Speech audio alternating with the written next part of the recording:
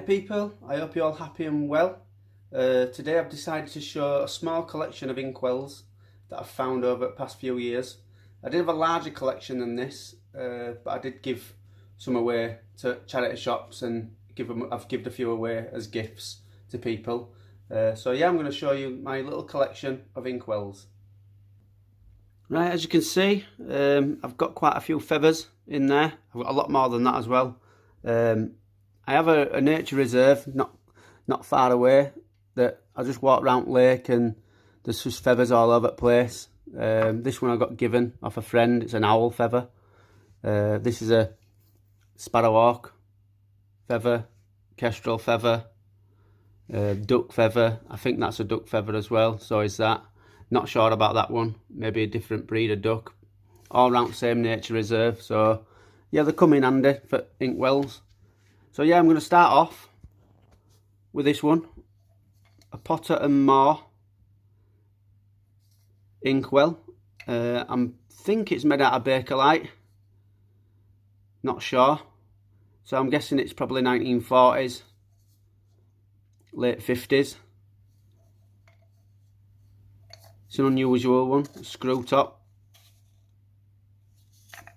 but it has got the writing on it. If I can get it right way. There we go. Potter and More, London.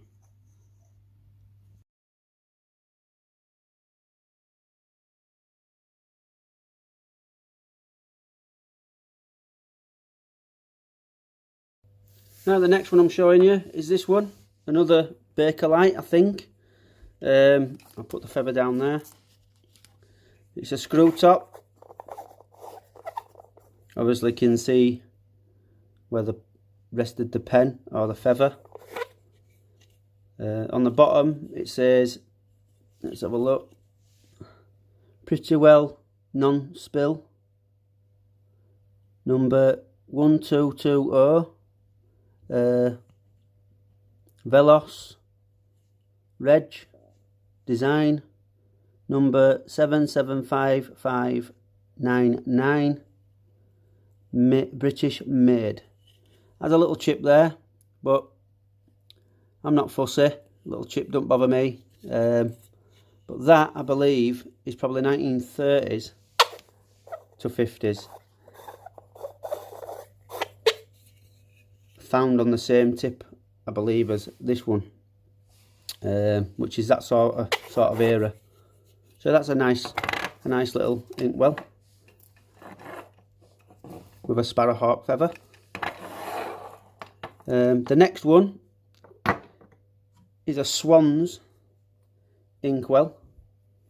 There we go. It's got a little tint of aqua.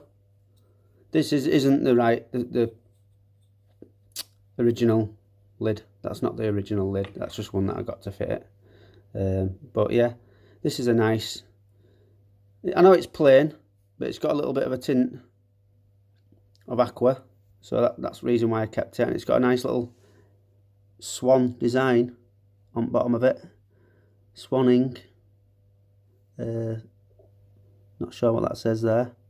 That says Todd and Co Limited. So that's not a bad find. I did manage to find a lid that fit it. So yeah, I did look up online to see if I could get any like pictures or advertising. So here's the picture of the advertisement for the next one. I believe it's an early 1900s, maybe 1800s, late 1800s. This has got a duck feather in it. It's a nice unusual shape. They are common, these inkwells, but they're still nice to collect. It's a cork top. The mould goes up to there, so I'm guessing that may be applied. Nice little aqua colour. The next one is one of my favourites. This is a Waterman's ink. I really like this one. It's a 2 ounce. This has, I think it's some sort of duck feather. It's a nice colour. Stick that one back in there. So yeah, this one underneath. This is the reason why I kept it. This container made in USA, and it's got a number 2 there. So that is an American Inkwell, which made its way over here. So I'm quite happy with that little find. It's a shame I didn't have the original, you know, stopper for it. But I've also looked up this online, and I have got the advertisement for this. So this is the advertisement.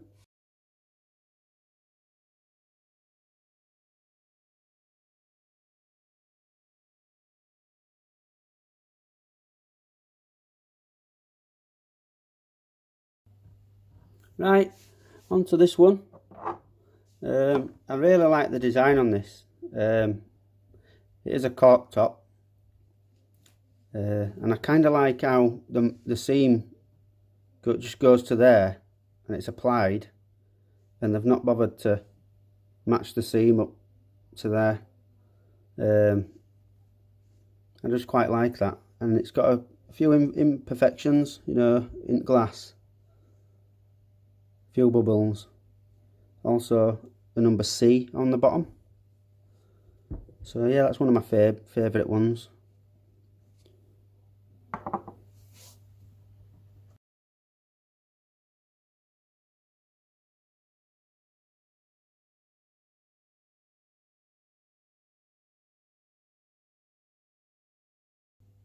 These next two are similar.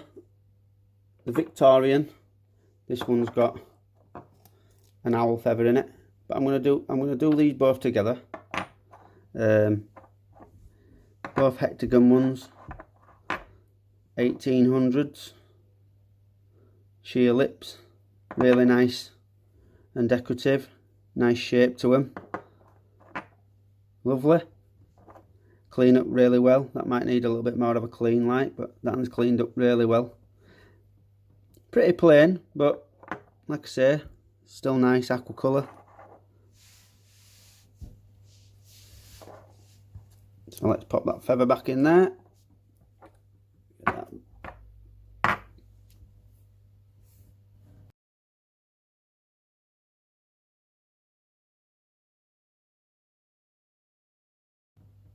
The next one, another sheer lip.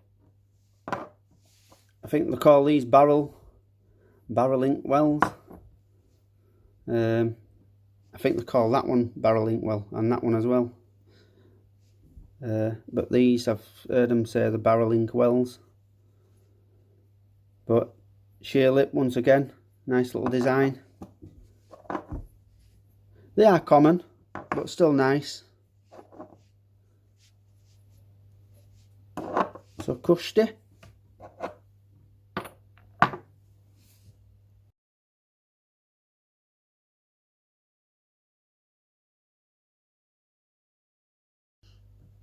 Right, the next one is a nice ribbed penny inkwell with a kestrel feather in it. I'm guessing the label went there on the flat side. There's no underneath it. Sheer lip, that's where you rested your pen or your feather. But that is a really nice one. One of my favourites.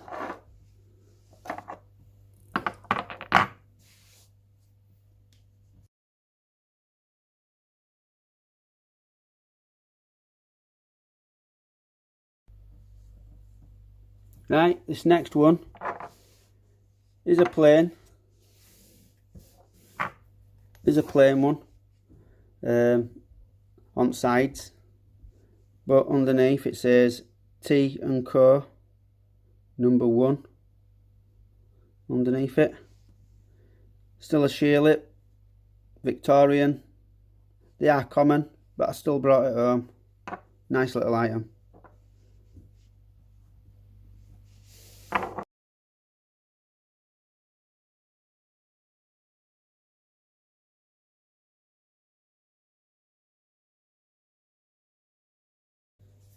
Right, this next inkwell, I'm pretty sure Tony found this one from Finding Treasure AD. He did gift me it, I think. Yep, that's the one that he found. We're a little bit gutted because it has got a few faults with it, like if you can just see, it's got a crack going down this side to here. There's a bigger crack going down that side all the way to the bottom there. So, but I did bring it home. It's one that I ain't got. So yeah, once again, that was one of Tony's finds, that. But it's a nice shape. I hope to come across another one similar at some point. Fingers crossed. So yeah, but until then, that'll stay in my collection.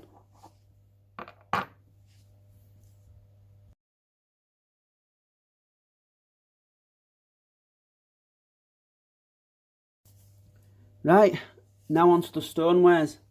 I'm going to do these two together because they're very similar.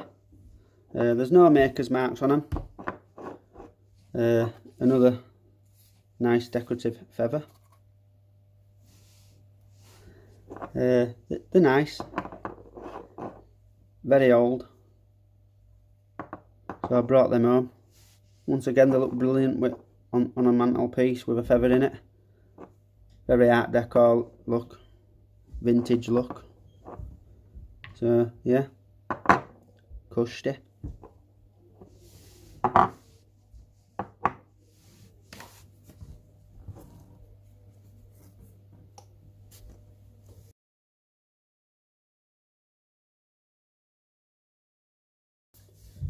Right, the next one, I think they call these penny inkwells as well. This has got a duck feather in. I have found a few of these. These are what Tony likes to collect, but this one I did keep for myself. I normally give a few of these to Tony on my digs if I find them, but I had to keep at least one. So yeah, I do like this one. Very clean, cleaned up well. It's a shame it didn't have no markings on it, no stamp, but you never know. You never know with these digs. You might end up coming across another one, but with a maker's mark. So yeah, excellent little find.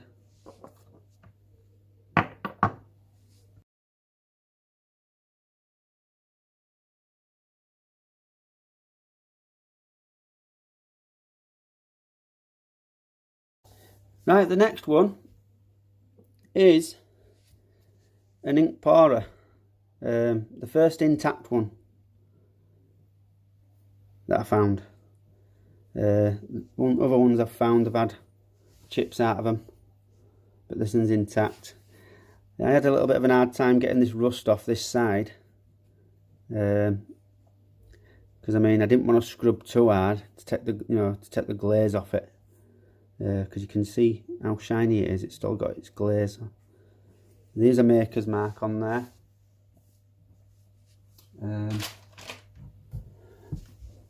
I think it's not Summit Mill.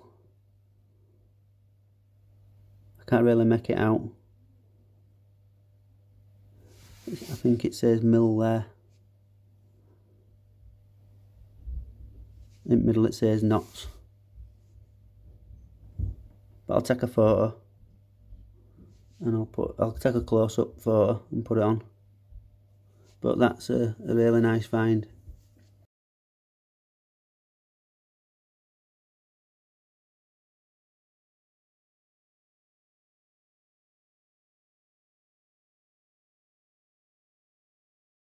Right everybody, that's it for this video. I hope you enjoyed that little insight on my little inkwell collection.